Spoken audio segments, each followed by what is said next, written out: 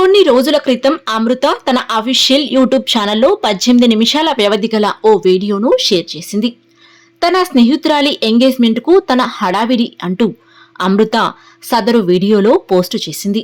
తన ఫ్రెండ్ పెళ్లి కోసం రెడీ అవుతున్న తీరుపై అందులో రాసుకొచ్చింది. అయితే వీడియో పూర్తిగా చూడని వారు అమృత మళ్లీ పెళ్లికి సిద్ధమైందంటూ ప్రచారం మొదలుపెట్టారు. కానీ అది నిజం కాదని తేలిపోయింది. 2018 సెప్టెంబర్ 14న తెలంగాణలో చోటు చేసుకున్న పరువు హత్య దేశవ్యాప్తంగా సంచలనం సృష్టించింది. ఈ ఘటన అందరికీ ఇంకా గుర్తుండే ఉంటుంది. నల్గొండ జిల్లా మిర్యాలగూడకు చెందిన రియల్ ఎస్టేట్ వ్యాపారి మారుతీరావు కుమార్తె అమృత వేరే కులానికి చెందిన ప్రణయ్ను ప్రేమించి పెళ్లి చేసుకుంది. అయితే తన కూతురు కులాంతర వివాహం చేసుకోవటం తండ్రి మారుతీరావుకు నచ్చలేదు. దీంతో ప్రణయ్ను కిరాయి గూండాలతో పకడ్బందీగా ఆయన హత్య చేయించాడు.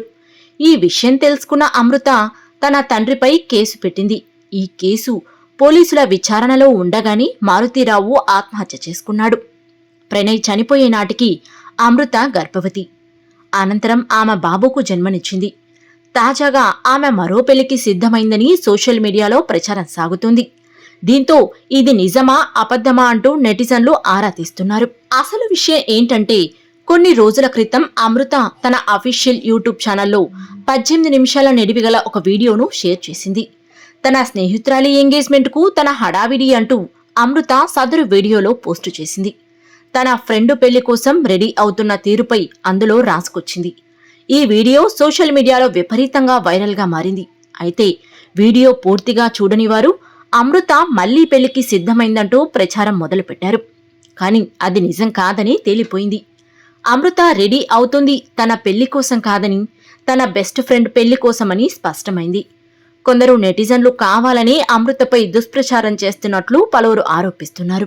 కాగా ప్రణయ్ మరణం తర్వాత అమృత తన తల్లిదండ్రులకు చాలా కాలం పాటు దూరంగా ఉంది. హైదరాబాద్లోనే నివసిస్తూ తన బిడ్డ ఆలనా పాలనా చూసుకోవటంతో పాటు ఒక యూట్యూబ్ ఛానల్ పెట్టుకుని కాలం నెట్టుకొస్తుంది.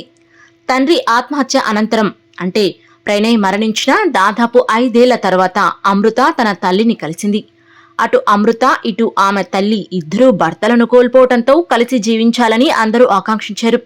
కాలం చేసిన గాయాలు మానాలంటే తల్లి కూతులు కలిసి ఉండాలని కోరుతున్నారు. కక్షలు కుతంత్రాలతో పరువు హత్యలు చేయటం ఇకనైనా మానుకోవాలని హితవు పలుకుతున్నారు.